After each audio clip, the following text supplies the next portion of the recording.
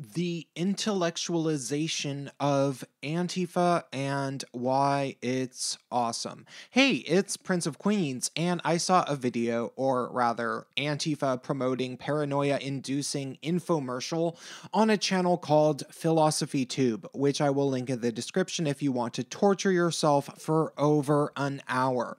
My review is as follows. Within the first minute, I was definitely already going, "Ree!" I think it was something about the nice, soothing background music and the Justin Trudeau-looking guy's disclaimer at the beginning that he is only here in good faith to explain, but not proselytize, about what Antifa really is. And of course, when he says that, he means that he is simply wanting to explain what Antifa is, and it's going to be the most optimistically abstracted, glowing, and revisionist version of all of the good things that might possibly be related to Antifa, with as little mention as possible of the violent things they actually tend to be most known for doing. As if Richard Spencer getting punched was all that there was to it. It's not unlike this, really. Excuse me, are y'all with the cult? We're not a cult. We're an organization that promotes love and... Yeah, this is it. Within the first 2 minutes, the speaker already attempts to completely wipe the recent historical events of Antifa's history away by way of claiming that Antifa is not an organization, that you cannot join it, that there are no single official websites or centralized leadership, and he explains that Russians are responsible for a lot of the fake Antifa Twitter pages. It would appear that a main purpose of this video is to attempt to first nullify the readily available information about Antifa that anybody can easily access by trying to plant plausible deniability in the minds of the hopefully ignorant masses who might be convinced to sign up and be an Antifa comrade, or at least be sympathetic. Just so long as they think it's a totally different thing than what it obviously looks like from the countless instances of violence that we have on video. The guy says countless rather funny things, to the point where I wanted to believe he is a Poe. One of the things he mentions during minute number 3 is that ripping down quote-unquote fascist posters is an anti-fascist act. But if you're gonna do that, if you're gonna rip down posters, be careful, because fascists like to hide razor blades behind them. Like what? Heroin and Halloween candy? At some point, he goes over the apparently commonly asked question, is Antifa effective?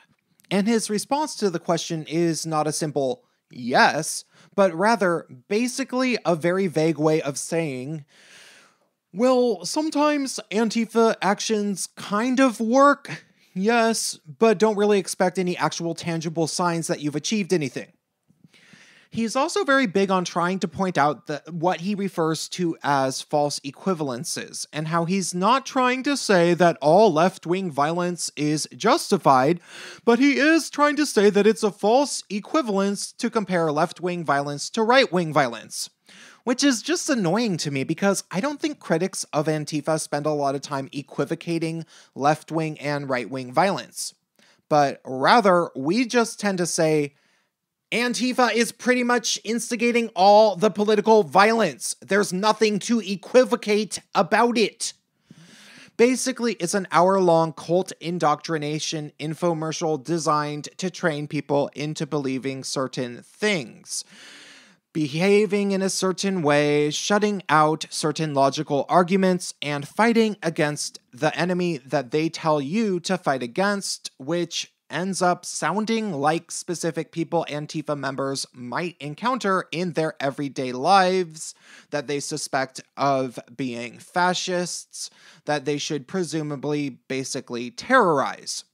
One thing that was particularly telling was that I'm pretty positive that he never once mentions the word Islam, Islamic, or Muslim, but rather he describes fascists as people who want to curtail mass immigration strictly in terms of race, which is astounding.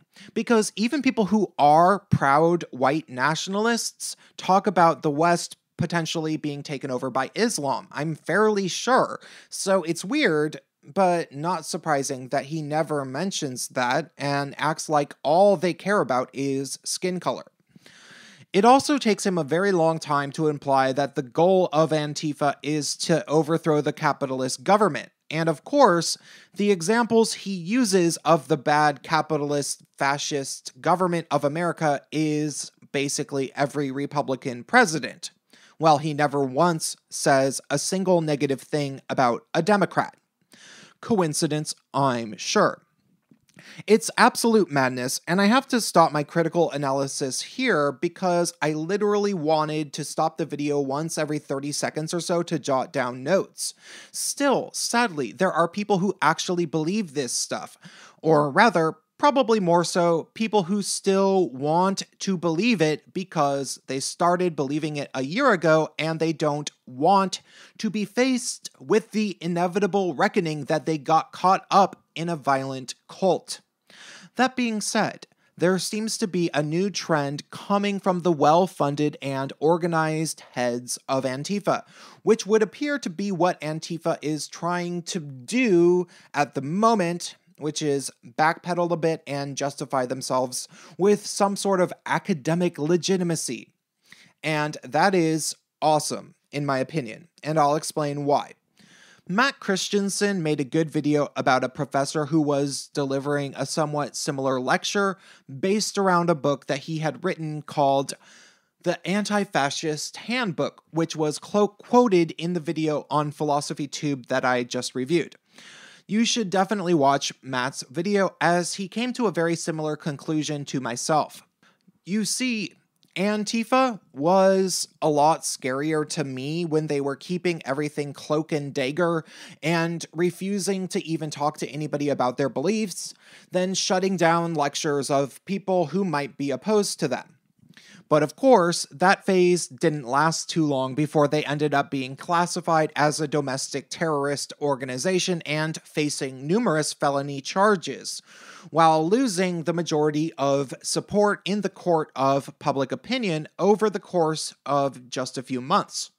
We went from a period in the early summer where soccer moms were bragging on Facebook about how they were going to go punch Nazis to Onion articles mocking Antifa's random acts of mob violence. Thus, what I am personally feeling is this. The new intellectualization of Antifa is an after-the-fact damage control rationalization of the collectively irrational actions of a domestic terrorist group who was committing violence for political purposes that they more than probably didn't understand in the slightest. And really, maybe the leaders didn't really understand it either, as it all just seems like a collective temper tantrum. The new, palatable version of Antifa is not completely dissimilar to when the KKK ended up trying to come up with a PR-polished version of themselves, and David Duke tried to represent the KKK as if it was some sort of reputable organization that wasn't actually really all that bad and racist, or whatever. In both instances, I would speculate that it's not that these people don't still wish that they got their way and that they wouldn't continue to terrorize and or potentially commit acts of violence and or murder if they thought that they could get away with it. Rather, they are simply starting to realize that they probably won't get away with it, and so they rationalize their actions to the public and try their best to revise what actually happened. As an aside, this reminds me of one of my favorite memories of my father, who is now elderly. When my father was in his prime, he was a scientist, and always was completely secular as long as I can remember. though he might have been somewhat religious when I was a kid. My father was always a Democratic voter and was vehemently against the religious right. So, as a scientist, he was greatly annoyed when the religious right began attempting to legitimize itself in academia with what they called intelligent design, which was basically just abstracted creationism posing as science.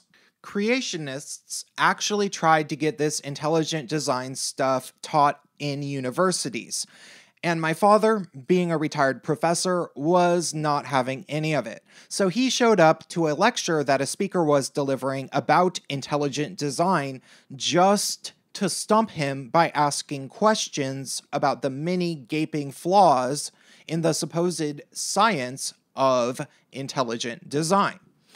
I wasn't there, but my dad had to brag about it to me a lot because apparently he single-handedly embarrassed the guy in front of a room full of people. I remember asking my dad, "Wait, were you that guy that kept asking questions?" And my dad laughed and said, "Yeah, I suppose so." So I say this.